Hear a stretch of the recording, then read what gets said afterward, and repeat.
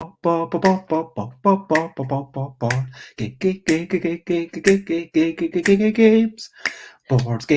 Board games we might be talking about when you have to crunch, but I'm not gonna shout.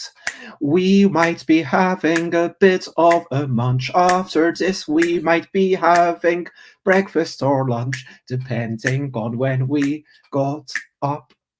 But we will also then do some washing up if, I don't know, maybe we will make a game and we will, I'm not going to say all the games names. Crunching is what we're talking about. Crunching, I'm not going to shout. Hello, good morning, good afternoon, good whatever it is, wherever you are. 10 a.m.-ish, time for Bessie Beats and Board Game Bladder. And I am amazed that people still ask me if I write those songs ahead of time. I mean, this is episode 754. When is crunching okay? And it's featuring you. And I just want to quickly acknowledge that I'm getting close to episode 800. And I've decided that 800 is going to be about whether games matter. And I've started reaching out to people. And so I'm excited for that. We'll be talking about. And hello, Elaine. It is lovely to see you. So yes, crunching is sometimes something that you have to do. And hello, Josie. It is lovely to see you. But how can we avoid the problems with crunching? How can we maybe avoid having to do that? And Jess made a really good point just before we went live, that conventions are kind of like a crunch because you do have to work a lot more than you otherwise would do. But like are you getting energy from? Yeah, there's different sorts of crunch. And sometimes, it's like, you've just got to do everything in one go. But it depends. Yeah, it depends what the sort of crunch is, whether you're crunching with other people, whether it's something outside of your control, or indeed whether it's something where you just didn't plan it. And Elaine says, I'm here to learn what crunching is. Josie says, what type of crunching? Yes, we're not talking about crunching crisps with your teeth. We're not talking about crunching the dried leaves under your feet, which might be happening if you're in the Northern Hemisphere in a couple of months. We are here. I think a good way to define crunching might be an amount of work which is more than you would want to maintain on a long-term basis. Like a tight and extra amount of work that is kind of beyond what you think might be healthy on a long-term basis. Is that fair to say? Yeah, yes, it's when you're suddenly doing way more than you would normally do, and in fact, way more than you can maintain. So, yeah, absolutely, Bez. And yeah, like absolutely, conventions are an interesting one because I do definitely work more hours at a convention than I normally do. And I don't think that I could be, being on base. It's a different type of work. So I think I could maintain that more than I could maintain doing emails and doing Kickstarter writing and stuff like that for a very long time. But at the same time, I wouldn't want to do I have done actually. I think it was 2016, whatever year I first went to Aircon. I went to Essen for the first time, true story. I drove back with Alan and Charlie. I thought, okay, Monday, that will be my rest day. And then Tuesday and a bit of Wednesday, I basically had to make a whole new game for Aircon. I made the Giants in a Bind, and then now known as Yogi.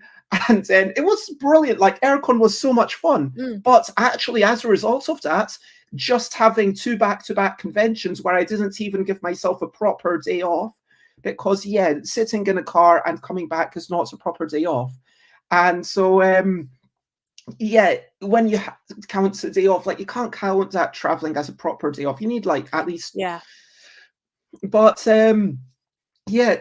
to go straight back to being, okay, I'm going to get this game done and I'm working extra hours and I'm working like 12 hours or more and then I'm going to go to Aircon and it's fantastic. But then I was a bit ill and Mark's wife brought me some extra drugs just to keep me from being too ill, which was really lovely of them. I mean, how many conventions do you go to where you get given pharmaceuticals? Extra drugs.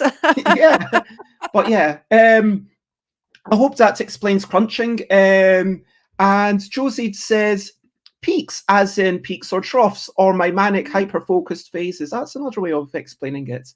Yeah. Shall we? I think crunch has something to do with you know, It's whether forced it's upon you? intentional. Yeah, exactly. Whether it's intentional or not, which, you know, depends, you know, because some people feel like their peaks and troughs are forced upon them, and some people think, you know, that it's more them. So it's, yeah, there's a very strong sort of, you know, personal element here. And it is like a big thing from the video game industry where, oh, we're finishing off this project, now everyone needs to work overtime and crunch this. And then some places, from what I understand, are so unhealthy that are basically in crunch mode for several months on end, and then people end up burning out. And that's completely unsustainable. Yeah. Because it's really important, and I just want to give a shout out to James Naylor of Naylor Games. We were talking about doing some work, and then we talked about, oh, maybe if I was to make some games for sort of game jam manner, and it was like, well, if it's an actual game jam, then would you want me to crunch through? And then James said, no, I don't want to encourage that. I would want to pay you for a normal workday, and I'd rather just, if you can't get anything good done in those 2 days, so be it.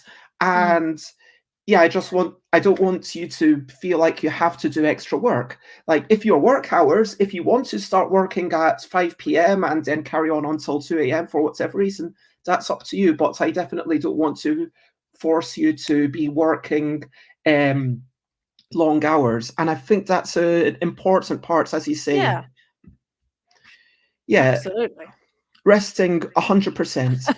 Talking about resting, I said that I was going to talk about a lovely day out that I had yesterday. Recent highlights, living life and seeing the sights. Recent highlights, playing games and other delights. And yesterday I played at least 6 games. So we played, I think we started off with Nomads, which is one of the Looney Labs Pyramids games. You basically roll dice, and then, well, you roll a die. The die says take pyramids from the middle, give pyramids to the middle, swap pyramids between players, take a pyramid from someone else. And the object of the game is to eventually get rid of your pyramids. There is a small twist where if you've got 3 of the same color, you get to get rid of them. So sometimes swapping them can actually give you a meaningful advantage, or taking one from one player might give you the third of one color, in which case you get rid of them. But whilst there is a tiny bit of strategy, to the point where if you were playing completely randomly, you would have a bit less chance to win. I think that, you know, Chris said it was underwhelming, and I can't disagree with them. We played it twice just because it's so quick, but I'm not likely to play this game ever again, is the truth. I feel like I played it a couple of times when I first got it. I played it a couple of times last night, and it's nice as a way of getting the pyramids, which are their own game system. But as a game, if you want something where nothing much happens and it's pleasant enough and you don't have to think very much and you don't mind having to learn some symbols, then it's fine. Would it work for children? Yeah, because right up until the point where you said learning some symbols, I was like, oh, that sounds like exactly the sort of game that my 6-year-old loves. You know, because she's very big on, you know, she really likes having an interaction to do. Oh yeah. Okay, now you know that, I can sort of show you if I tilt this down, you can sort of see the pyramids. And I just wanted to show you the instructions where it does have a nice little, okay, for this symbol, you do this thing. There is a wild symbol where you have to know all of them, but generally it's fairly simple. You can put that in front of you and just, oh, what do I get to do? Oh, I get to do that thing. And honestly, Yeah, it's fine. I'm probably going to keep the box, as I say, just Mm. because of the pyramids. But the game itself, for me, like in terms of design, I would give it a 5. For Mhm. me, as a personal rating, I'm going to give it a 2.5, 3. That's just my personal. Do I derive joy from it? Yeah. The second thing we played, because Chris was like really wiped out, didn't want to Mhm. have to strategize too much, is this conversational game, which I bought on my birthday as a present to myself. Someone said it was one of the games that had made them laugh the most. It's called Sust, and Sus. it's after Sus. dark. So I would say about 10% at most of the questions are something that I would be uncomfortable talking about with my family and aunts. Okay. So even though it's an after dark version, it's not that rude. Okay. I mean, there are questions that say, how would you feel if your family came in while you were performing oral sex, basically, on your partner? And hello, Tate. And so, Hello. Nice time to come into the conversation. and there are 3 questions on each card, so you could always choose the questions that you're more comfortable with. I would say that as a kind of adult party game, it is very tame, and it's yeah, I'm sure that I'll enjoy going in through yeah, all the Yeah. remaining questions. We played a bit longer than the game said, and yeah, it was interesting. We had a few conversations for it. It's not the kind of game where there's nothing that makes the question answer remain honest. So there's nothing that, oh, if someone's dishonest, then do Yeah. this. Like there's no mechanism for keeping them honest. But like lots of conversational games, the utility is basically in you don't have to think up questions, frankly. Yeah. Yeah. And I suppose, with some of these, then it's getting to know the other person, which is not necessarily getting to know the truth. It can be getting to know their humor, for example, getting to know Mm-mm-mm. how good they are at sarcasm, those kind of things, which actually, supposing that you both know that you're avoiding the questions, then it can be an equally good exercise. Orally questionable questions. To be honest, when I heard that question, my first thought was, what do they mean by family? Because, there's a big Mm, difference between my mum walking in and my 6-year-old walking in. that's very true. And Oh, the last game it's not by awful. me that we played was Sushi Go, which is just an absolute delight. If you don't know it, I think it's possibly the simplest, pretty much the simplest pick and pass drafting that can work really nicely. I can't imagine something simpler that could actually feature interesting decisions. At this point, we were just playing 2-player. There's a lot of getting in the way of the other player, and there's lots of glee. I'm not going to lie when I'm like, "Aha, you need 3 of those," and there's only 4 of them in our 2 hands, so I'm going to make sure that I get 2 of them. Wah ha ha ha! And yeah, I just love this. Have you played Sushi Go? I have played Sushi Go. Now, to be honest, for me, the artwork puts me off. A lot of people really Mm, love the artwork, but there's something slightly sinister about it, which makes, sinister. it kind of, there's something at the edge of my consciousness where I just don't, yeah, I really dislike the artwork. And, I am the only person who I think really dislikes this, but I do. Sinister in a bad way, because I quite like the artwork for Dixit, which is deliberately trying to be sinister. So, I mean, it is partly the eyes. It's just, do you know, Chessington World of Adventures? Yes, it's a place. I've seen it's Yeah. advertised. There's a ride in Chessington, which is a bubble world ride. So it's a very cute little ride, for, I mean, not quite for, yeah, mainly for kids. Basically, it's the perfect ride for an 8-year-old. And it's underground, and there are these machines and these bubble people making bubbly things, and it completely freaks me out. And I find it incredibly sinister, and I don't know why. And I've never been able to explain to anyone why it's so. Is this Yes, Professor Burp's it bubble is. works? It's that. Anyway, I find that incredibly just there's something really nasty on the edge of it. No, it's Is not really eating the items with faces. I mean, I'm not that bothered by that. It's just that, yeah, I'm not quite sure what it is, but there's something really, yeah, really sinister about it. We but should go and find other things that are similarly sinister. Yeah. Sate says we have Sushi Go Party on Board Game Arena too, just saying, and several other games with anthropomorphic food. So if you aren't put off by the food, as always, there are options online. And Elaine says yes. Also puts off and feeling that it's a bit sinister. Though that might be Professor Burp's Bubble Works. I assume the whole thing. Yeah, probably the whole thing. Anyway, it's all a bit funny. We did play after that a game about quickly matching words to pictures, but never words to words or pictures to pictures. We played that twice, and my friend McCall won both times, like just by a wee bit. It was like 23-25 and then 22-28. And I mean, you can tell what's a sore loser. I don't think I'm a sore loser, but for me, that final thing, it's just like, oh, that's quite fun. And then we played a couple of games of a game about counting cats, shapes, and colors that keeps getting trickier. Obviously, the new edition. And then I was playing to 8 and McCall was playing to 5, and that made it really balanced. And then we played a couple of games of a game about selecting 7 cards, speedily searching for synergies, except we played with the slow 2-player drafting mode.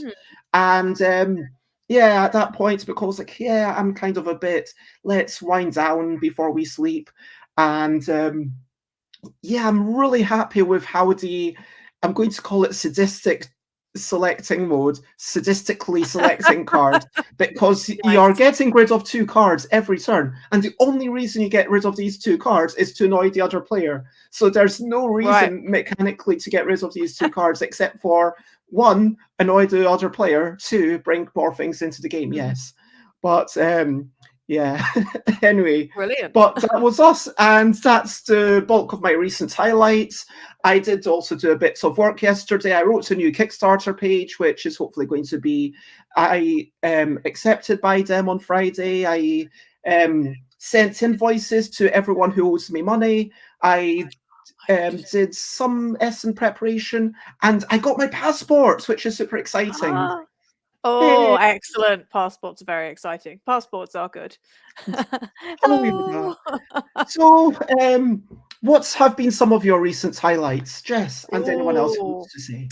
I have been playing some of Sherlock Holmes Consulting Detective, which I do really enjoy. So obviously that's a game where you're flipping through the book to see, to go to different locations. You've got the map in front of you, and you can say, okay, I want to go and investigate there, and then you flip through the book and work out what it is. I mean, really, those are the type of games I love, and I do love, the Sherlock Holmes one. We're on the Carlton House ones, and I must say the only thing that I wish they'd done differently about it is I do wish they'd hired a proofreader for some of it. Some of these things you just think, oh my goodness. But yes. Yeah. Plus there are things that bother me which shouldn't, but they don't always get the titles right, and they don't always like the titles of the nobility, and so there was one, for example, where they clearly didn't know they'd mixed up the word novice with the word debutante. Ooh. And they didn't, and I can kind of see because it was written by an Italian, but they're very different words, one being a nun and the other being a girl who's just been introduced into high society. And it was fine, once you'd worked out that they'd mixed up those words, it made perfect sense. But it was just like, people, get a proofreader. But apart from that, I have mainly been It's been crunch time for me because And I've been actually, I really just want to give having a to. shout out to Yeah. Rachel Mortimer.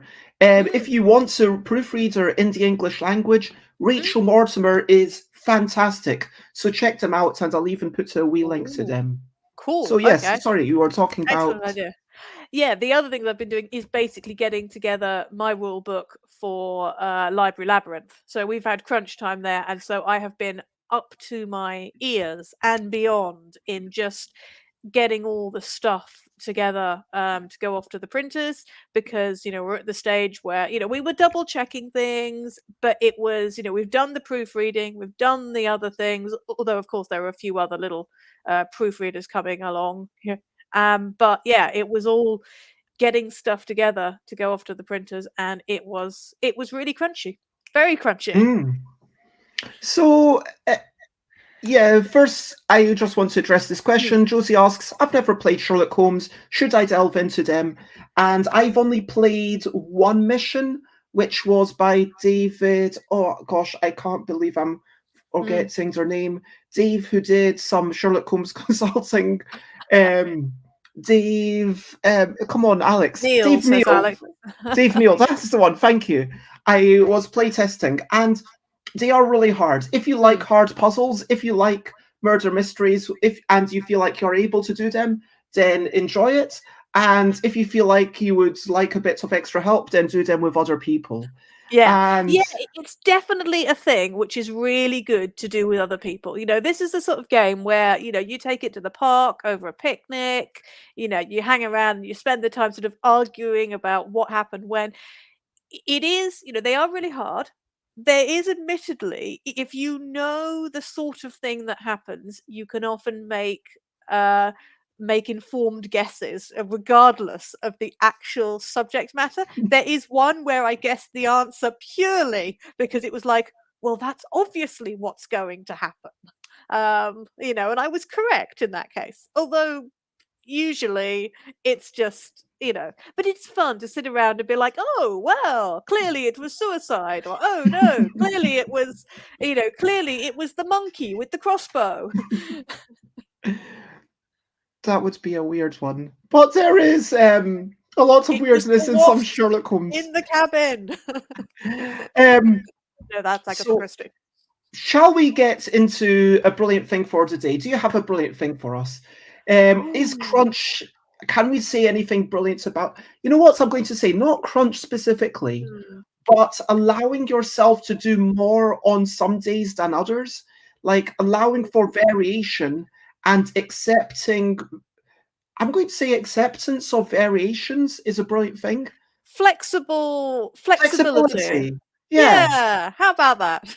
Yes, that's a good word. Flexibility. Um, I think that we need to be aware that we are not robots. We can't do exactly the same thing every day. We can't work exactly the same hours. We can't have a consistent output necessarily. We are going to be more productive some days. I mean, sure, get yourself down and try to make an honest go of it. Sit yourself down for half an hour. But like, if it really isn't working, sometimes you need to take an unscheduled day off or just get outside no matter what for a Or a wee half nap. hour walk. You can take naps. You really can. Mm-mm. Naps are good. Well, yesterday I had a nap. It was lovely. Mm-mm. And yes, you are definitely not all robots. So, is there anything else about flexibility that you want to say? No, it's good. It's brilliant. Robots can do it too if we were robots. Charge yourselves up. Okay, so getting to the main topic, we've already explained what crunch time is, and yeah, why did you have to crunch? Let's start off with there. Why did we have to crunch? So the the root of this is that we didn't quite plan well enough.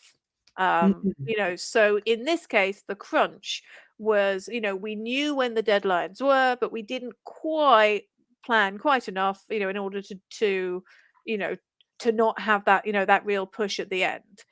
Um, Part of that is because we're a team of multiple people and other things keep coming up, etc. So essentially in this case it was that we needed to get all of the print ready files for the printer. So we needed to get, the stuff on the, the top of the box and the back of the box. And is it a And all case the where text. you booked your print slots, and so you need to get it in by a certain date in order for them to be able to print it when they said they would? Or is it really more of a self-imposed deadline to meet your So, Kickstarter dates? so we gave ourselves quite a lot of Kickstarter flexibility there. And basically, this was in order to make sure that we had it by the time we go to aircon, which is in Mhm. March. So it's. I mean, yes, there was a little bit about making sure that we've got, the print slot, although of course this being a relatively small print run, we're printing 1,500 copies rather than say, 3,000 or 500 or 5,000 or whatever. So it's much easier for the printer to schedule things around that. But it was also, that supposing we miss it by a month, then yeah, they would have had to find something else, and then they would have, had to mess their schedules around, and then the shipping might not have happened at the right time. So yeah, it's basically in order And to you might keep have the gone into timeline. Chinese New Year. Exactly. I mean, theoretically, the game is going to be uh, halfway to us on a ship by the time Chinese New Year happens, which will be good because that won't affect the shipping, of course, because it will have already left China. But yeah, that's the thing. We really didn't want it to be delayed so much that And it that's a started to really be a problem. important thing, because sometimes a 1 week delay can have a massive effect because everything Absolutely. literally shuts down in the country for quite a few weeks. Yeah, exactly. And Which makes sense, because it does here to a certain extent, for Christmas. You get, I mean, to a you get. very much smaller extent. It depends on the sector, I think. I mean, certainly, there are some sectors, which really gear up at Christmas and do a huge amount more. Then there are some other sectors that almost entirely shut down. So Mhm. it's kind of a bit strange, I suppose. But then I suppose, we're talking about, manufacturing, which is a particular industry. So, hey, but yes, so basically, we need to get all of the print files done, and that's the cards and also things like the precise color of the meeples, so working out what color that was and going and looking at the Pantone colors and saying, oh yes, we want this one and that one and all of those kind of things. And yeah, there's quite a lot of stuff. And essentially, we hadn't quite done enough proofreading of our rule book, Hmm. and some of that was, then that our proofreaders came back and said, hang on, this bit doesn't make sense being after that bit. So actually, we flipped a couple of the pages around, at a fairly late stage, which was absolutely the right thing to do. But it meant that we were then faffing around and rewriting little bits, and yeah, basically we hadn't put the work in quite early enough. And this is a really interesting thing because things have to be at a certain level before you can do that Mm, final testing with it. I mean, the rules have to be written and somewhat laid out before you can really get people stress testing the rule book and make sure that it's all understandable. But then you need to build in time to actually respond to that mm, feedback. yeah. And you never know how much feedback you're going to get. I mean, in your imagination, it might be, oh, well, I'm expecting to just make these small minor tweaks. But then you get things like me going with a game about selecting 7 cards, speedily searching for synergies to playtest UK on a Sunday, saying, okay, well, I'm just really Mm. testing out the different cards. And then Rob Harris saying, yeah, hey, I know that you said that the basic structure is correct, but have you tried this? And then we go, Yeah. wait a minute, Oh, no, I haven't. And then, like a week before going to print, it's like, yeah, let's change everything. it happens. I mean, there's something brilliant about that when it happens, but there's also something really frustrating about it because you think, I had it sorted, and then suddenly you don't. And then the truth is, like, if you look at the biggest projects, like Magic the Gathering, which it keeps consistently coming out with brilliant mechanisms and it keeps Mhm. itself fresh. Every professional development studio has to have a pencils downtime. Okay, design, stop here. Okay, Yeah. development, stop here. You're not allowed to change any rules. Okay, artists, stop here. It all needs to be done. Now we need this amount of time for the layouts, and they know what's going to go on. And I think that once you've been through it a few times, like a well-oiled machine, you ideally, okay, if I've got any extra time, I'll spend it on the stuff that's coming up in 5 years' time. And then you can start even looking ahead, because they do look at things that are 5, 6 years ahead. But Oh, yeah, this no, is the we just trouble. don't have that Yeah, experience and skills yet, we don't which have that. not yet. Yet. We will. Yeah, but it's looking at that and just saying, okay, hang on, what do you need in order to get this done? And you know, to be Mm-mm. honest, um we also had something which we should have thought about earlier, you know, but we didn't know because of lack of experience there, which was the type of color black we were using. So we were expecting on the cards to use a rich black rather than a pure black, but the printers were wanting us to use a pure black. You know, we've gone with a rich black, because actually it was really hard to get a pure black with the program we were using. You know, we had all the cards done in Procreate rather than Photoshop, which is, you know, because they were so heavy on the images, you know, that we're like, well, actually, this makes sense.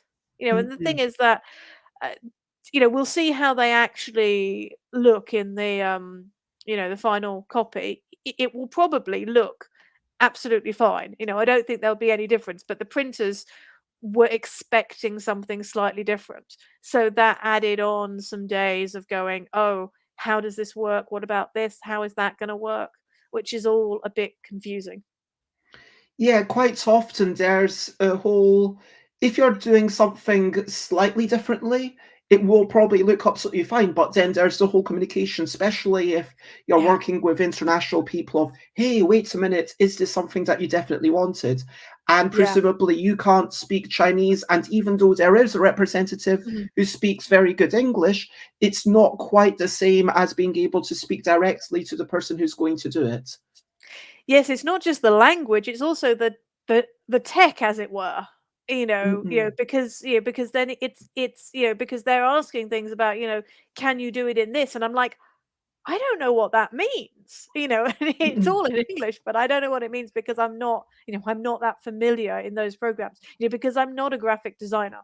You know, and although I've been doing, you know, a lot of the, you know, finalizing of the artwork, it was, you know, when somebody knows something but doesn't know what it's called, then it does Mm-mm. end up being a little bit tricky. And this is a really pertinent point, because as a very small group, like almost a bunch of ragamuffins, you could say, um, it there is a lot of learning on the job, learning Mm, just in time. Oh, that's a thing that I need to know. Okay, I'm going to look it up on Google and try to work out what this is. Or what does yeah. this mean? And different printers also have their own terminology and Mm, initializations or acronyms or abbreviations, which can, and some printers do everything in a clear itemized way. Some printers, if you want to say, hey, can you give me this and this, like they present them as different options. They all have different ways of working, and you need to yeah. learn to work around. Um, it feels like in this instance, it was fundamentally because you got a little bit more feedback than you were expecting. You Mhm. had to make a few more changes than you were expecting, and you have this fairly strict deadline that you need Mm, to get to if you want the games to be with you at Aircon, absolutely. which Yeah. is a fairly major convention. It's one of the, I would say, six biggest conventions in Mm, the UK. yeah. Yeah, I mean, a lot of people do go to aircon. I mean, it's you know, when we've, you know, gone, you know, it's very heavy on the people going and enjoying stuff rather than the, you know, lots of stuff to buy. But it is such a great place for people to pick up games from.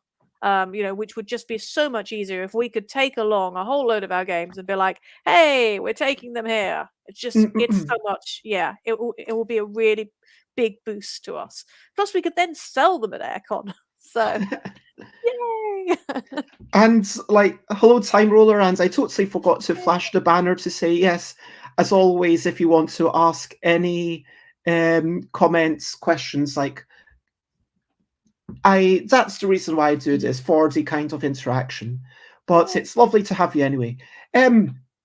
So my other question was, if you don't have a strict, well, there's two questions like to kind of think about. One is planning and making sure to leave yourself enough time. But then, is it okay to have a self controlled crunch where you're like, just, okay, I need to do this, and okay, I'm going to work overnight and get a whole bunch of illustrations done? And at what point, especially when you're picking those deadlines yourself and you don't have other people to hold you accountable, when is it correct in order to say, yes, I am going to work extra hours and get this stuff done? Because that's the main question that we're asking today. And I know it depends, but I mean, so it totally does depend on the person, obviously. Mm-hmm. I mean, I would say on your health and how you feel about the extra work. your health, but also how you work best.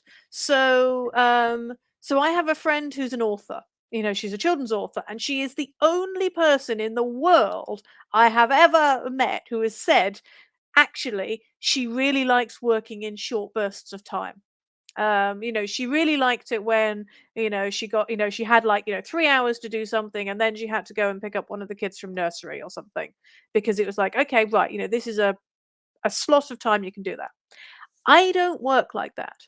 I have worked best when I've had, you know, a huge amount of time just to work on things. And in fact, for me, the normal working day is a little bit short. You know, I prefer to work a couple of much longer days and then to take time off. You know, because it gives me, you know, because because once I've been sort of faffing around for a couple of hours, then I've really got into a, you know, a groove, and I can do much more work. You know, and then to Mm. stop after, you know, 3 hours or something, I'm like, okay, fine, you know, but then if I go straight back to it, it's far easier, you know. So if I Mm. work a day, then have, you know, some dinner, and then go back and do a couple of hours work that evening, then I work much better than if I do the same work the next morning. Um, Interesting. but it depends on different people, and it also depends on, you know, what you think of as being crunch, you know, because you don't want to have too many of those in Mm-mm. one I mean, the word day. crunch, Or, it yeah. means that it's abnormal. It means that Yeah. this is not your usual thing. So I think that if what works for you, if you're self-employed and you really want Mhm. to work 3 days a week and work a lot those 3 days and then have 4 days totally off, then like that's not really Yeah. crunch because that's just your usual routine. Um, Yeah. So crunch in that case, you know, would presumably be doing, you know, 6 of those really long days, you know, for mm. example, and then only having a day off or something. Yeah, I mean, absolutely. Yeah. Alex Yeah. says, like, there is an idea that work takes as long as it's given, which I do kind of agree with. And it's an interesting one with my last Kickstarter that I did, where I basically spent 2 days making that Kickstarter page. One day, then I submitted it. And then when I was like, should I do this? I basically spent one day finishing off the page.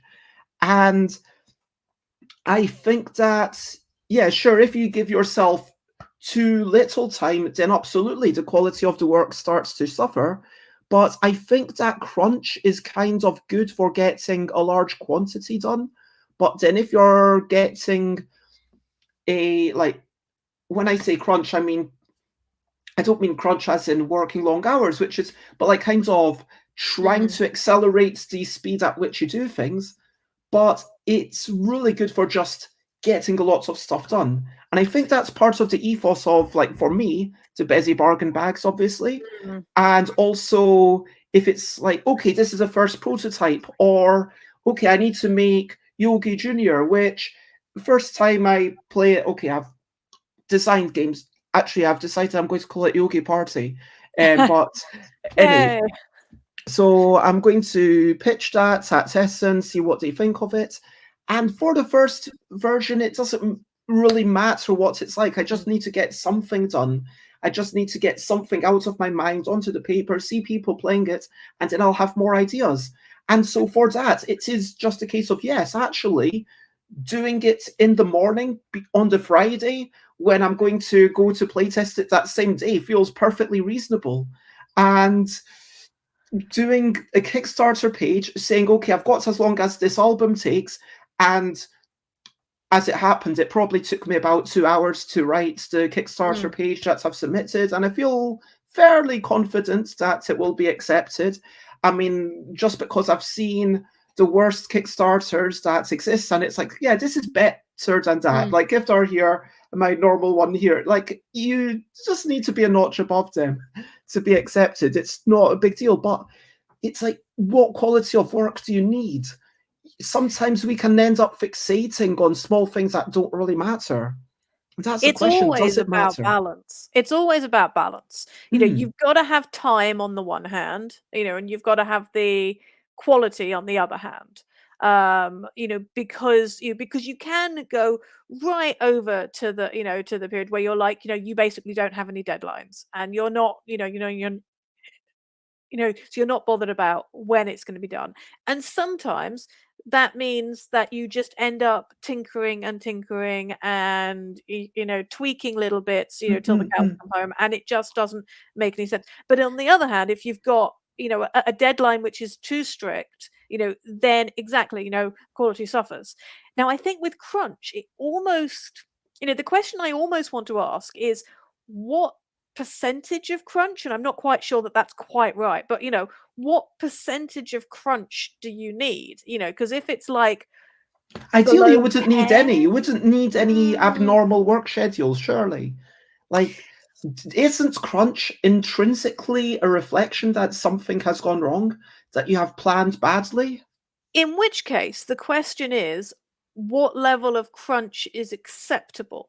So, okay, let me, this is a really good metaphor, I promise. I'm sure it'll end up being a Go for brilliant it. metaphor. So, so I live in a Victorian house, which is built upon clay soil. And when we came back from holiday, there were cracks. And and we got the people in to look at the cracks, and because clearly we were a bit worried. We were like, okay, is it subsiding, etc. They all kind of said, and they said, actually, no, it's fine. I mean, there were some things that we could do better. The house actually has, the house has got cement pointing, for example, and it should have lime because someone's done it wrong in the past. And we've got a tree that needs to be taken down, sort of, well, not taken out completely, but taken back to a hedge. And so, there are things like that. Because the roots were starting to interfere with the Not house. because the roots were starting, but because it was sucking up too much water from the ground. Oh. Yeah. And so they're looking at that, and it's, but they basically said, look, it's absolutely fine.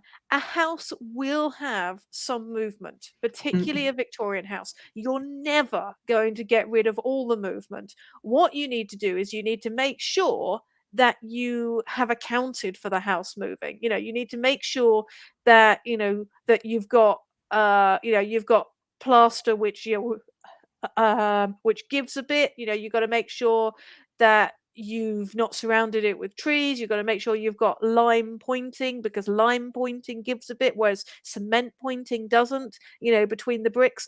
So you're working with the cracks. Now, I'm kind of thinking, so they came and they said, actually, it's all structurally sound, but there is always going to be some movement and some cracks. Now, I'm looking at this and I'm going, okay, so with any timeline, with any timetable you've got for work, there's always going to be some crunch. I mean, let's have it at like 5%. 5% perhaps is you going, darn, I forgot to put in that. Now I need to do I mean, the today. tiniest bits of crunch would be having to work a couple of extra hours, once a year. That feels like such an inconsequential thing. But like, Yeah. I mean, normally when we're talking about crunch, we are actually talking about, okay, if you Yeah. normally work 7 hours, then you're working like 12-hour days So for a bit yeah, of so time. what's that? That might be like, that might be like 20% crunch. When it's, so when it starts to actually affect you, you're like, oh, hang on, this is, crunch. And then when it's like a really, really bad crunch, you're like, ah, this is 80% crunch. So I I, think if you try to keep the crunch, yeah, the way I'm thinking about it is try to keep the crunch below 20%, try I and don't keep the think that movement thinking small. of a number for it is helpful No? at all, because then we Hmm. need to think about the number of days, the number of hours. There's two different. It's not a linear thing of how much crunch do you have, but I get your point. I get your Yeah. point that there's a little amount, but it's not a linear scale. It's at least two-dimensional. Yeah, you've gotta Of work with it a little bit, though. But You've got to Alex accept a little says, bit. I think a bit of crunch is okay as long as it doesn't impact your health and other responsibilities. And I think this is a key thing. If you are able to be healthy, Mhm. if you are able to do your other things, but also I think if you're still maybe this is part of the health aspect, but I think it Mhm. needs to be explicitly stated as long as you're still able to enjoy life. Because in Yeah. theory, I don't have any other responsibilities. I mean, I don't have a family, I don't have a partner right now, I don't have something that I absolutely need to do. I mean, sure, I have a Mm. responsibility to myself to eat and Yeah. I Yeah. but if it like you could crunch for a long time before you said, okay, this is actually affecting your mental health. But I Mm. just think it needs to be explicitly stated that to stop it even starting to go down that route, you need to still have some time away to just Yeah. enjoy life and be still taking pleasure from life. Yeah, Because there is absolutely. a danger. Um, at least I have this danger of being all consumed by these things. Do you know what I mean? Yeah. Yeah, and it's the sort of thing where as long as you've got, as long as you know what else is going in your life here, because very few people have just one thing going on. Perhaps with the gaming world, they might be having multiple games on the go, but they might also have a different job. Sometimes people have multiple jobs. When I've done consulting stuff, then I've sometimes had two different projects on the go at once, and it's like, okay, that works fine as long as I make sure that they don't both have their crunch moments at the same time. Because each of them, would have quite small crunch, but it's just sort of going, okay, let's just make sure that I'm not trying to write the report for this thing while I'm also trying to write the report for that one, because then that suddenly becomes a bigger thing. I think talking about when you said how can we account for these things, like the first thing that came to my head was allowing yourself maybe a bit more off time than you need. Mhm. And so I try to take like Sunday I was very much okay, I'm not going to work today. And Wednesday it's ideally I would be able to take today off. I'm probably not going to. I've not like in quite a while. Mhm.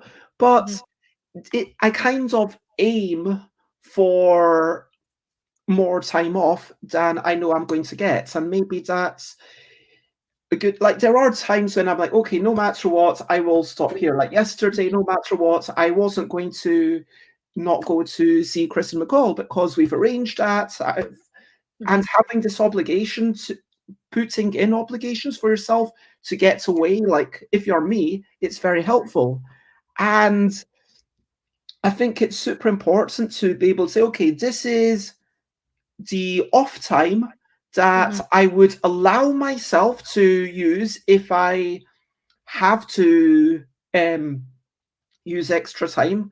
And this is the off time that no matter what, I'm not going to work during this time. Do you know what I mean? Like Yeah, you've yeah. got that kind of allowance and then the no, definitely off, no matter what, even if like, yeah, Yeah, there's some hard boundaries and then there's some quite soft boundaries. that's a good way of putting And it. there are a few things where I'm like, this is definitely protected. And then there are things like, well, it's just sitting there. If someone comes along and says, let's do this, I'll be like, oh, well, maybe we can do that.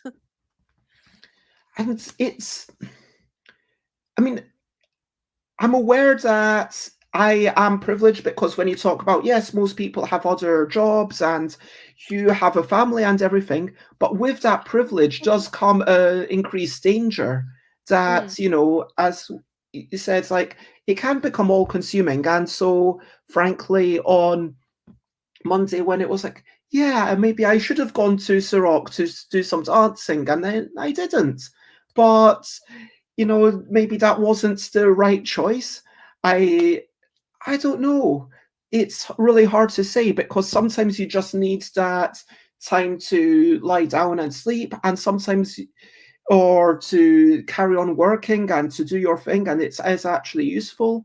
And sometimes it's better if you just leave it and come back the next day and just do that thing. Yeah. Do you think that crunch is actually efficient? Because there's an argument that says that actually going so hard that you're sleeping 3 hours a night, as you said that you were for a wee bit, and It was carrying a on bad for idea.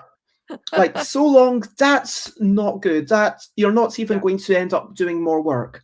So is it? Real proper crunch, I don't think that's efficient. I think that's a bad use of time.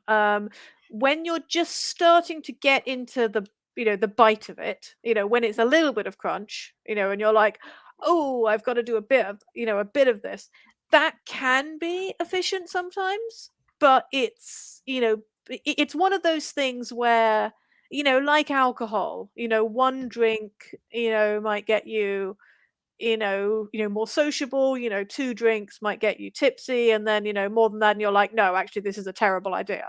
I mean, I there's think an a little bit. argument that you shouldn't need any alcohol at all. Well, there I is, don't, not exactly. sure That might not I'm be a going good to, metaphor. but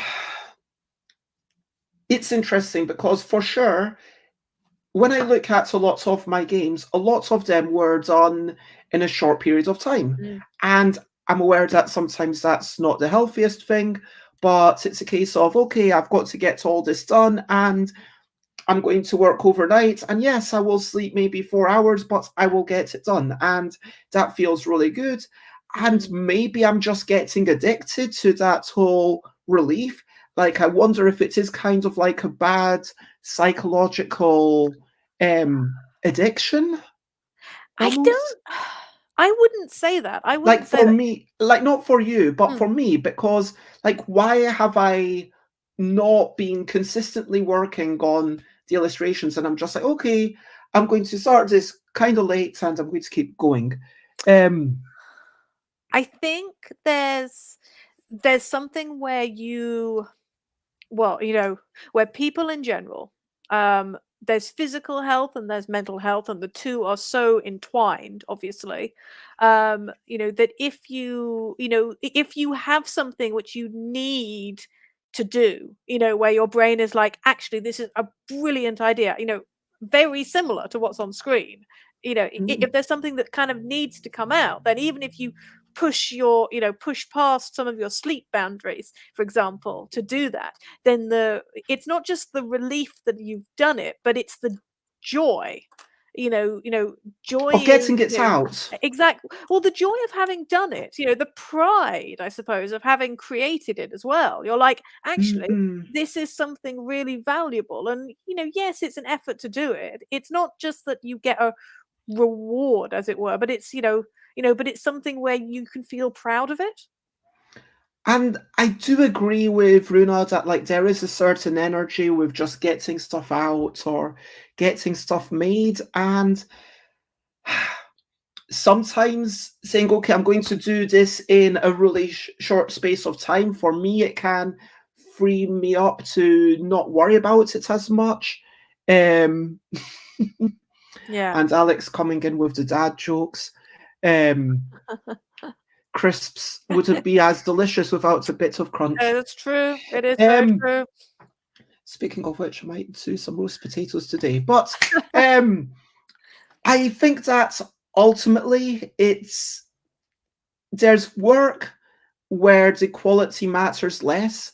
And I think that for that work, it's probably more manageable to do Mm. it like overnight or whatever. But I would say that when it's high precision work, and there is more of a chance of making a mistake. I would say that going without sleep, you're just going to mess up.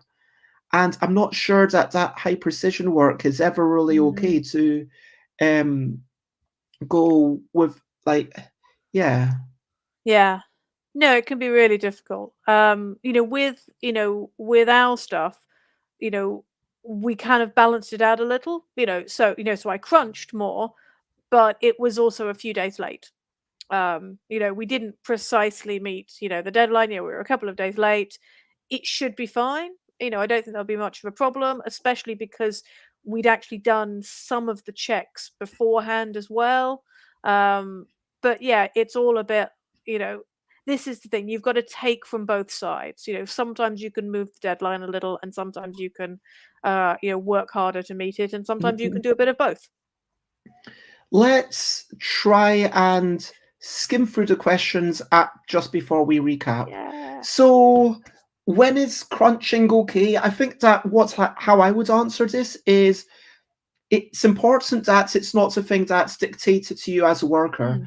I think that whether you're working in the video game industry or board game industry, there shouldn't be someone coming down at you and saying, you need to do this thing and you're going to have to work overtime for it. Yeah. I think that it's okay to ask people to work overtime, but it should always be a request for which you are okay with the answer being no. I don't think that it's okay to ask people to work, well, and even there, like, it's about expectations, and like sometimes there's a power imbalance of people. It needs to be clear that this is like, it depends where it's come from. Where the deadline has come from and where the crunch has come from, and it also depends who is doing the work overtime. There have been lots of occasions with parliamentary work where where timetables have shifted at the last minute, and suddenly you've got to do something for that evening, or whereas you thought that such and such would be discussed at 5 in the afternoon, now it's being discussed at 11 at night. And so it's like, oh, do you want to stay up and do that, or do you want to go home and ignore it, or whatever? And and there, the change is not coming from from you, and it's not coming from the company. It's something completely external. And that feels quite different, because you're responding together with your colleagues, to an outside thing which just happens. The other thing is that it depends who is having to deal with the crunch, because when it's all of you as a team, especially when it's the people, more senior people are often paid more specifically so that they can deal with something like that. When you're, so when you've got a team and you've got one person who's the boss and that person is being paid more, then it's their responsibility to do, the awkward things, which are 11 at night, and the things that involve them having to do more crunch. They can't, push that responsibility down to their staff. They're paid to deal with it themselves, so they should deal with it themselves. yes. Yeah, I mean, those I think are probably the most important things to say about that. Yeah, and the self-imposed thing is definitely a different beast. So then the questions remaining are, what does it feel like? For me, if it's come from someone else, I would feel resentful. And yeah, if it's from me, it's honestly, there's a little bit of sadness and annoyance at myself of, oh, I let it get to this way. And there have been times when I've worked obscene hours and got some stuff done, in which case, hooray, and it feels really good. And there's been times when I've worked obscene hours and got to nothing done, in which case it feels terrible. And quick thank you, Wyone, for following along.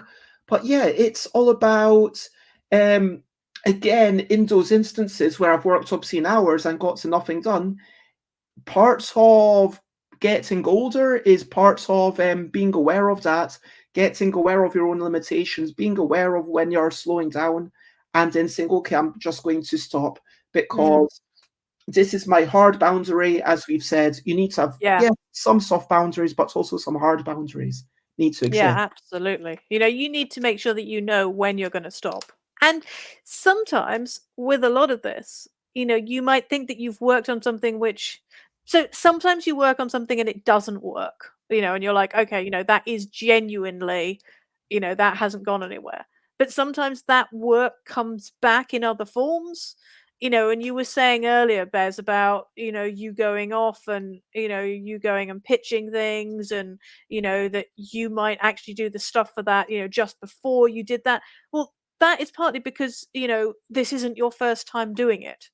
So it's practicing at this. You've got those years of experience of doing it. And I think that all, it all comes together in some way. Just to make it clear, if I was pitching a game, I would practice, at least the weeks before, but that's for playtesting. So playtesting, absolutely, I would have it going on in my head, but then make it and draw it and whatever I need to do that same morning. And yeah, I think I am kind of like your friend, that I enjoy that, okay, small time periods that I've got to get this done. It's not for me. Some people really do. You'd then be the second person I know who likes smaller time periods. You haven't asked this question of many people, and so maybe That's that could true. be the question of the day. But I feel like we've talked about the effects. We've talked a wee bit about potential health detriments, potential knock-on effects. Just make sure that you stay healthy. The benefit is that hopefully it gets done. The issue is that it might become inefficient, and minimize them by, I think, having some time when it's meant to be leisure time, but you can seep into it, and also having some hard boundaries. Does that feel like a reasonable answer to all the questions? That feels like a very sensible answer, to be honest. Hello to me. And Josie says, I need my deadline to be in my face to motivate me to work. So some people let's move on to the question of the day. Question of the day, question of the day. Here's a little question before we go on our way. How would you like to word this, Jess? Are we going with a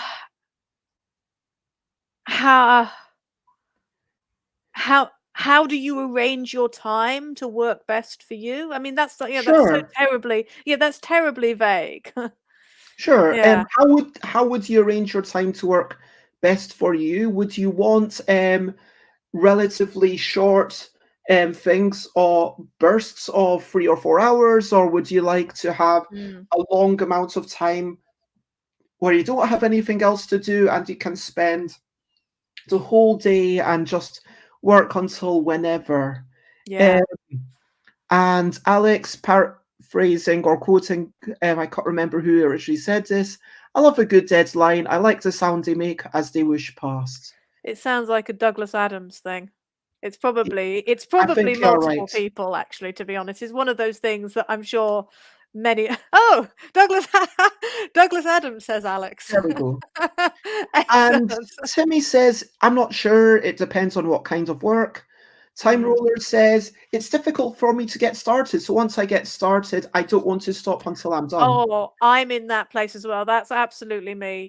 I very much vote for. So we've got the Jess style, which is kind of more, you sit down and then you've got like the whole day or like 2 days or whatever, and then you're just like, okay, I'm going to do this thing and then keep on going. Or you've got, and maybe I'm also, or you've got the style of, okay, I need to get this done and I've only got an hour or 2 hours or 3 hours, and then once that's done, boom, I need to get off. Which style of work do you prefer? So Time Roller sounds like a vote for your style. Alex, I'm not sure I'm going to count that as a vote. Timmy says, I usually like to do other types of tasks after doing one for a long time to break up the monotony. If I'm programming for a few hours, I like to work on shaders or something to break it up. Yeah, I totally get that.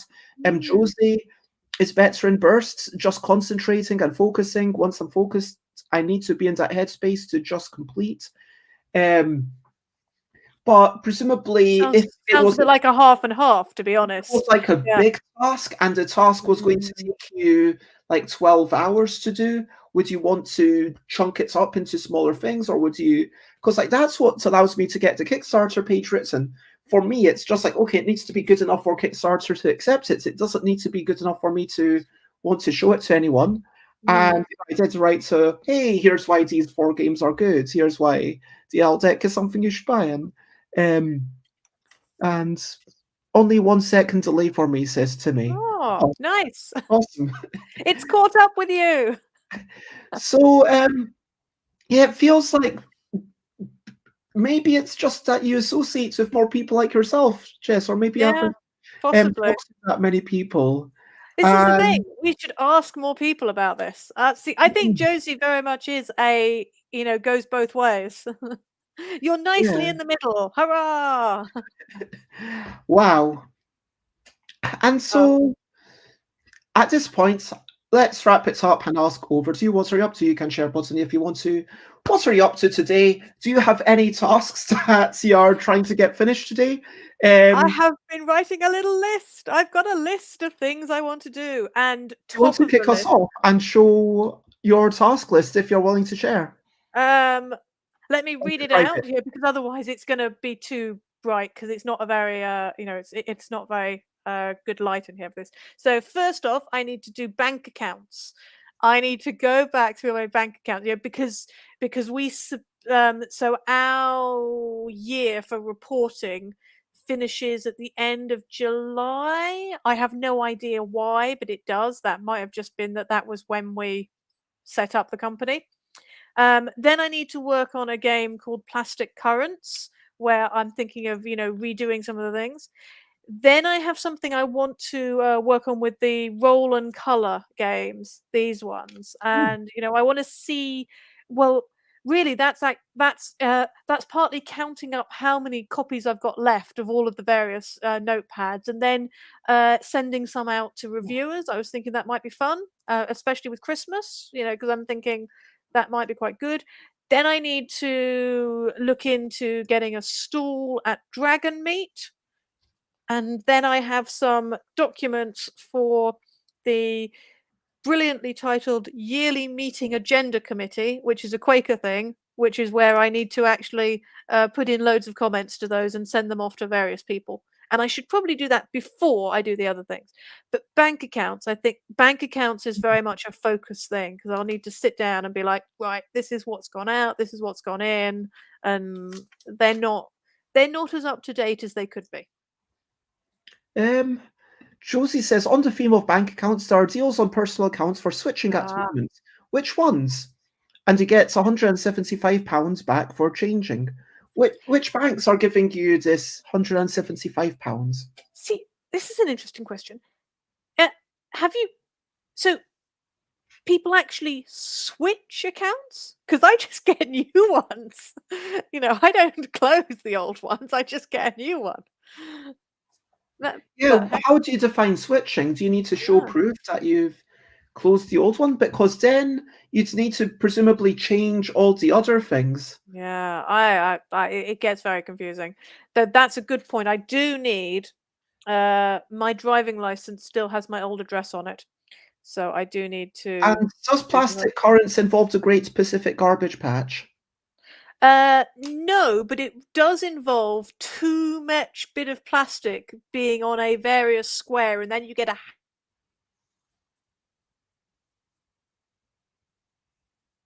Oh, have we lost Jess? Is Jess frozen for everyone else? And Alex says, I think they ask you to channel a minimum amount per month into it. And what's if you don't get paid monthly? Yeah. Hazard on it, which is... Oh, you're unfrozen. Oh no, you're... Alex Sand Time Roller says, yes, you're... Frozen. You're back. I'm back. No idea. Where were we? Sorry, I just completely... We were talking about bank accounts. Apparently, they ask you to channel a minimum amount per month into it, and I was just pointing out that some people might not get paid every month. Like 95% of my money is every 6 months, and then the rest of my money comes whenever I do a Kickstarter or whenever I go to conventions. That's basically when I get paid. Mm. And frankly, the money from Big Cartel is probably not going to be enough for any bank's minimum. I mean, I don't know how low these minimums are. Mm. Yeah, I think they're assuming that everybody's got a sort of a monthly paycheck, which Yeah, these people really aren't set up for. I remember when I was going somewhere and which was a kind of legal governmental building, and it turns out that they just had no idea how to deal with someone who gets paid twice a year, because I said, yeah, I'm getting paid this amount and it's a large amount, but this is all my income, so I'm still under the threshold, because I get paid, yeah, I've it's all at 6 hours. once, then they assume that but That's then exactly. I mean, that happens, that happens to authors, and that happens, I mean, I think that some Yeah, people, because some people do get, huge royalties, for example, or they get, they get advances. I but think it people also might depends on the company, because I think that Stonemaier Games gives you royalties every month. Mm, Some companies give you royalties once a year, which is even worse. Some give you royalties every 3 months. And I think that the every month is a bit more hassle for the publisher, but if mm. it's printing at a scale where it matters, then yeah. Some people just set up individual companies for themselves, Mm. which works better because then they get it all put into the business account, and then it just goes out in a monthly rate. So Anyway, I think that if it works for you, then good for you. But as far as what I am doing, the things that I would absolutely like to do this week, I put down Dragon Meat. I definitely need to do that. I have heard a rumor that it is sold out for exhibitors. oh, Um, really? It wasn't looking like that online, or they said something. They said something on Twitter the other day, which is selling fast, but I don't think that's well. I will Who have a knows? proper look and try to pay today, Mhm. because I know when I saw um, John at John Dodd at Tabletop Scotland, he said, Mm. "Yeah, it's basically sold out, but we might be able to squeeze you in," sort of thing. Oh, wow. So, Okay. I mean, Aircon is an interesting one where, like, it's getting earlier and earlier where you have to book. Yes, you can do it last minute, but especially with these medium-sized cons rather than UK Mhm. Games Expo, you have to book early enough for them to actually squeeze everyone in. So Aircon public tickets are going live this Friday, and Right. obviously there's a benefit to getting in touch earlier. And if you were a previous exhibitor, I could have paid back in June or Mhm. July, I think it was, when I didn't have money. But now that I've been paid my twice a year royalty check, Yeah. I like actually I'm not even sure if that's properly gone into my bank account. I need to double check. Mhm. But yeah, I told them, yes, I'm booking this one, and can you double check how much space I had last year? I think that was fine, and just give me 2 square meters more, like 1 Yep. square meter more along. I think that would be a good amount. Like then we can have space for balloon filling, and we can have space for more Everything. Loads of balloon machines. things. And that feels like a good amount. And yeah, so it's important to get on top of these things surprisingly early. Mm. And yeah, I'm going to try and get categorical penciling done for all the letter shapes. I'm going to try and yeah, that's the main bulk of what I need to do. A couple of pictures to finish off. Again, about selecting 7 cards, speedily searching for synergies. That would actually be really useful to do. Mm. Actually, that should be my main priority, because then I can show a picture of that and say, hey, this is all the art illustration work now done. Check out my fork and my fish. Yep. Check it all out. And Yay. there's a couple other things that I've made notes of, but I can't remember. But yes, I'm going to finish I'm going to do illustration and drawing and doodling. That's what I'm up to. What are Yay. you up to? recap and wrap up before we finish up. Today we talked about Nomads and Sust and Sushi Go and my own games and playing with people and Sherlock Holmes Consulting Detective and playing that with other people. And yes, Josie, if you want to play together, I'd absolutely love to play with you. And flexibility when things go wrong or when things go well, and having hard boundaries and soft boundaries, talking about shipping and getting things halfway on a boat from China by the time that Chinese New Year kicks in, because that's something you need to account for. Yeah. Sometimes you don't have as much time as you thought you did. Sometimes the feedback comes in and you need to make more changes than you thought you did. Allow for issues. Allow, again, getting back to flexibility, and think about where the change comes from. Is it something that you are empowered to fight against? Is it your thing?